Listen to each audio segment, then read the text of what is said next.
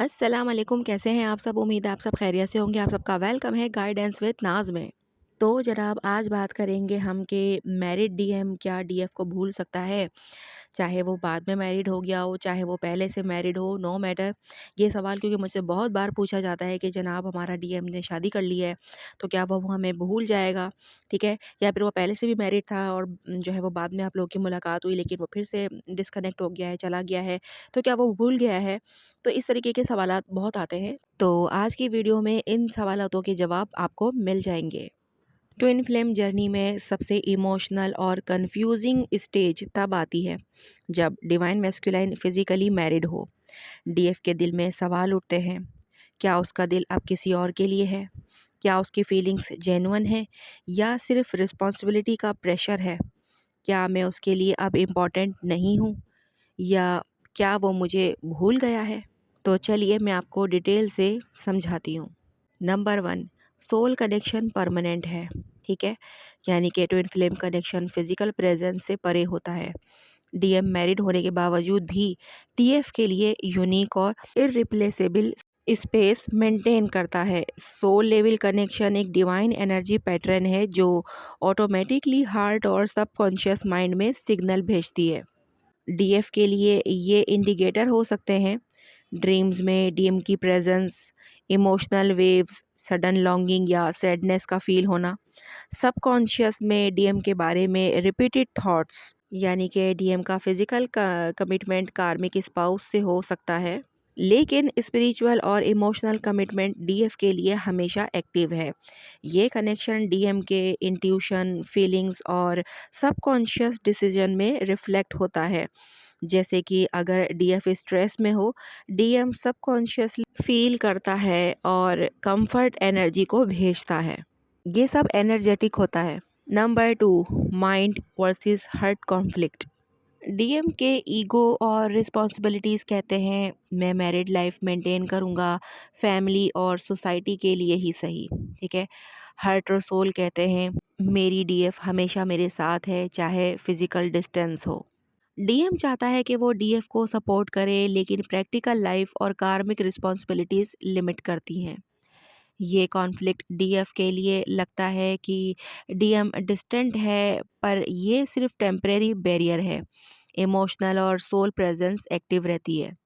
DF के लिए learning ये होती है कि ये फेज़ इनर स्ट्रेंथ और पेशेंस डेवलप करने के लिए है, ना कि डीएम के एब्सेंस का प्रूफ।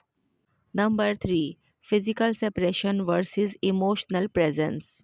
यानी कि फिजिकल सेपरेशन डीएम को डीएफ के साथ डायरेक्टली नहीं अलाउ करती, लेकिन इमोशनल और एनर्जेटिक प्रेजेंस हमेशा होती है।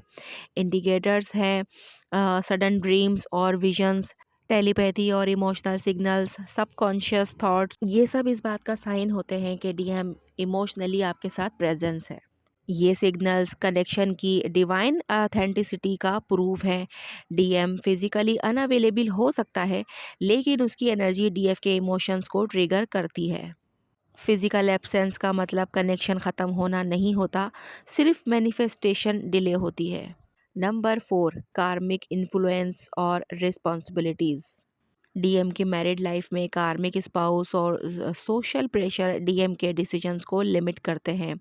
डीएफ को लगता है डीएम इग्नोर कर रहा है लेकिन डीएम फिजिकली कॉन्स्ट्रेंट है। इमोशनल और स्पिरिचुअल प्रेजेंस एक्टिव है। रिस्पॉन्सिबिलिटीज़ और ईगो डीएम को डायरेक्ट कम्युनिकेशन और यूनियन से रोकते हैं, पर एनर्जी और सोल कनेक्शन हमेशा एक्टिव है। डीएफ के लिए ये फेस पेशेंस और सेल्फ हीलिंग का है जो इवेंचुअल यूनियन के लिए प्रिपरेशन करता है। Number 5, emotional awareness. यानी कि डीएम अगर स्पिरिचुअली और इमोशनली अवेयर है तो वो डीएफ के लिए फीलिंग्स इग्नोर नहीं कर सकता।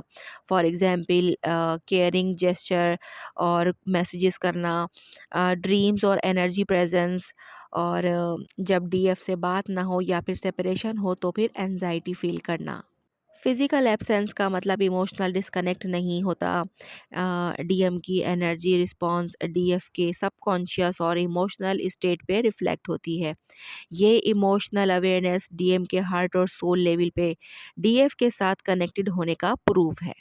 Number 6, ego and social pressure. यानी कि डीएम के ईगो, सोशल एक्सपेक्टेशंस और रिस्पॉन्सिबिलिटीज़ फिजिकल यूनियन में बैरियर क्रिएट करते हैं। डीएफ के लिए कन्फ्यूजन और इमोशनल पेन का रीज़न बनता है।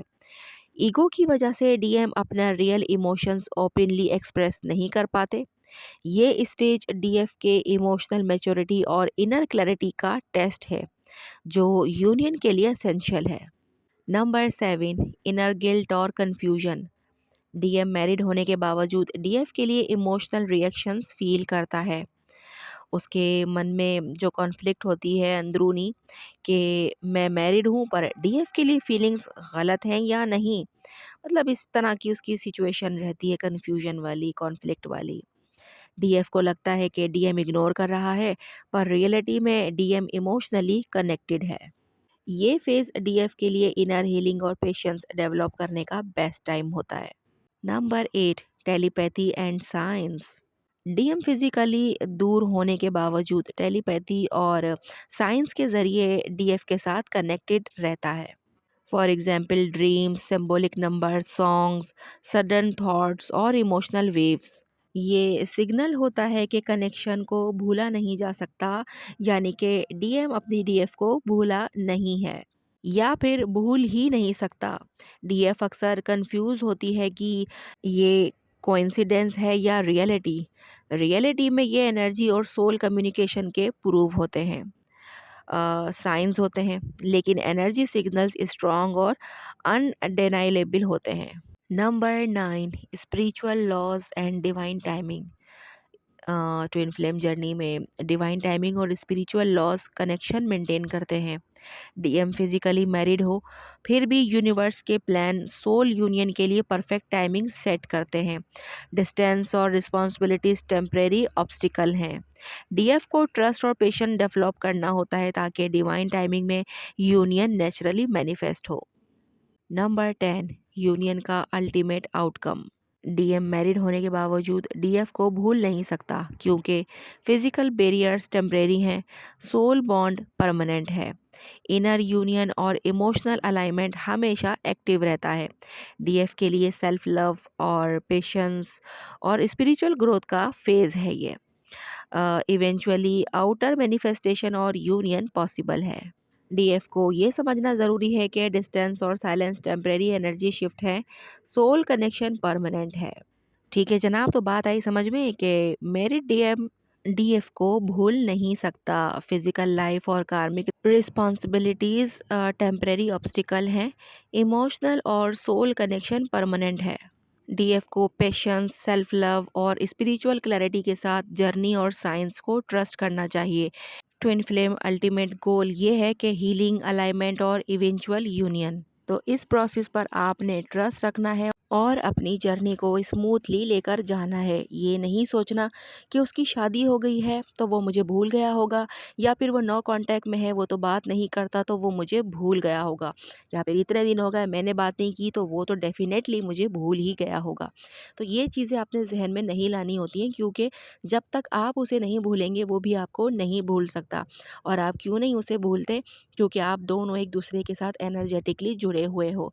तो जो एनर्जी आप तक आ रही है वही एनर्जी उस तक भी जा रही है। तो आप जब उसे याद कर रहे हो तो यही एनर्जी उसको भी फील होती है और वो भी आपको याद करता है। 3D में भले एक्शन दिखे ना दिखे, कोई उसकी तरफ से मूवमेंट हो या ना हो, लेकिन डीएम अपनी डीएफ को नहीं भूल सकता, फिर चाहे सिचुएशन जो भी हो। ठीक है, तो बात आई समझ में? कुछ ना समझ में आया हो तो आप लोग कमेंट बॉक्स में पूछ सकते हैं, मैं बताने की पूरी कोशिश करूँगी। आज की वीडियो यहीं तक है, मिलते हैं हम लोग नेक्स्ट वीडियो में। अपना बहुत ज़्यादा ख्याल रखिएगा और मुझे दुआओं में याद रखिएगा। अल्लाह हाफिज़।